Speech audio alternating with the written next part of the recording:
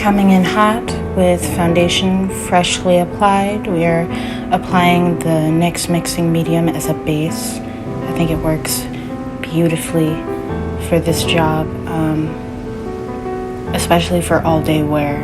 It doesn't necessarily maximize the pigmentation or the appearance of the pigmentation in this as it functions in this way. However, I think it is a great barrier between the natural oils on your skin and the eyeshadow.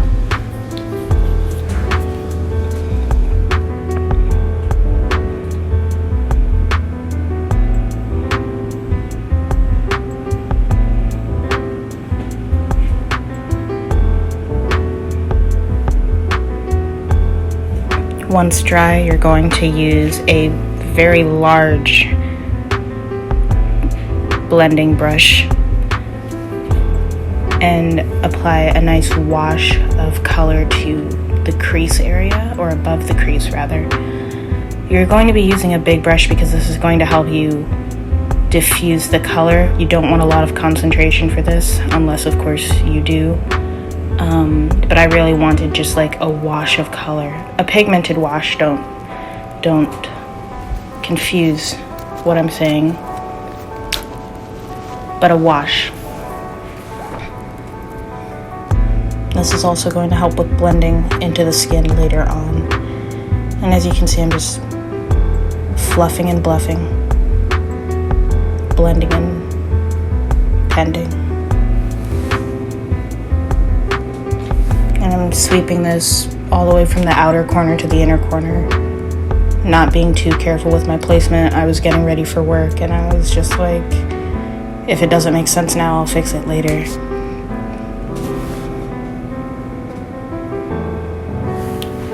And now with the same brush, I am applying a deeper kind of maroon shade to the outer corner. This is going to help to bring in some dimension, but also it's not going to be overly pigmented because of the size of the brush and the space of the bristles themselves. The outer third, I find, is what most people can really see of my eye, so that's where I try to focus some of, or at least a lot of the pigmentation.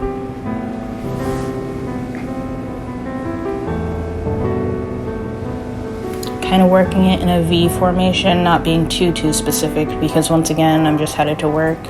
No one's really going to be looking at my eye shape that much.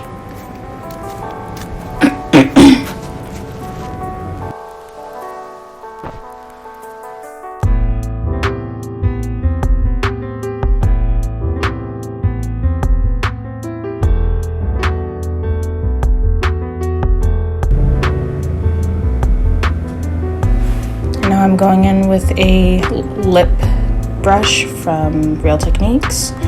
I'm just using it as a pencil brush here, a detailer, and I'm going in with that same maroon shade and kind of carving out the shape that I want. Really accentuating that outer third and creating almost a cat-like effect.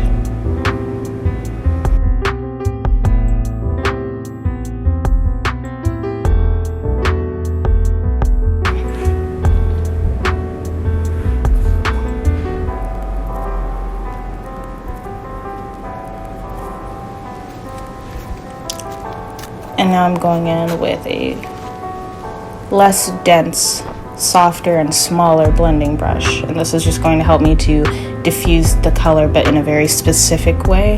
The brush that I was using before, it's not terribly specific. It's very general in the way it moves and where it's going to apply color. When I want to move specific colors to specific spots or blend them a certain way, I'll go in with a smaller blending brush, and this just offers up a little bit more control. Makes it look like you did this look on purpose. Running that detailer brush with the same maroony shade, I believe, under the lash line. Very close to the lash line, I'll admit, but underneath it. This is just going to help to create not only definition to the bottom lip, but it's also going to help to balance the look. If you paint, if you do hair, even if you cook, even if you do plating, even if you do set design, balance is important in everything. The human eye is made to detect symmetry. So I kind of try to remember that when I'm doing makeup. Now I'm just kind of fluffing the under eye a little bit.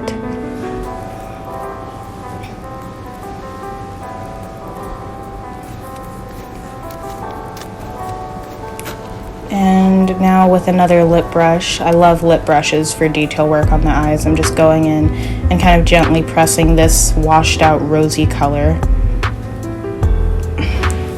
A pink rose, more like champagne. A pink champagne, I guess. Pressing that on the inner corner as well as the midsection of the eye. And once again, not being too perfect, not being too specific. I'm really letting my brush do all the work for me, blending in between. I do believe this is the bigger brush that I was using before, and it's really a lazy way of blending, but it gets the job done. Using whatever leftover pigments on that brush, I'm just blending in between the maroony shade and the rosy champagne color, and that's going to help to get some blending going in there. Removing any fallout.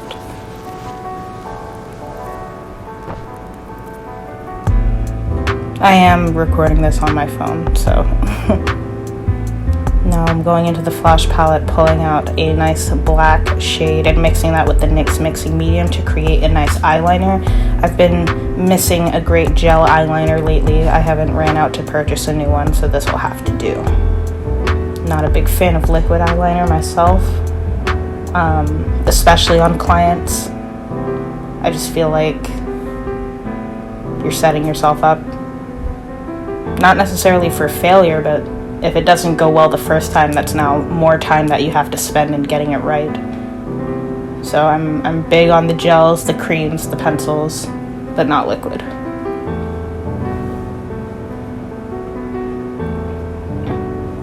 I do feel, however, that liquid gives a sharper appearance, but that could just be all in my application. I have chosen an angled brush, a very thin one at that. I do have a thinner one that I used to always use, but I wanted to give another brush a chance. I actually got this brush from cosmetology school.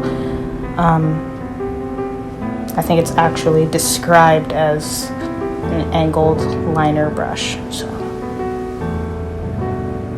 and I'm just pressing this up against the lash line, keeping it very, very thin. You know, people have told me I have almond-shaped eyes. Some people have said that I have close-set eyes. All in all, I just want to maximize the size of my eyes and the definition, and sometimes liner can take away from that. Going in, doing the brows, once again, not terribly specific.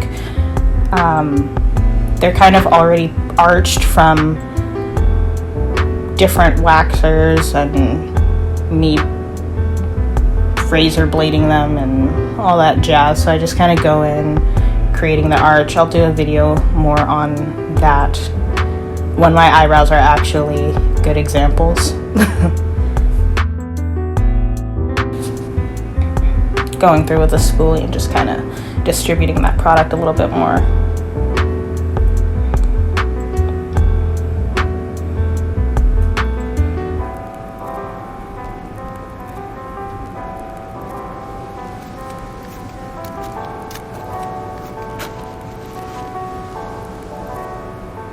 Using a maroony shade on the lips.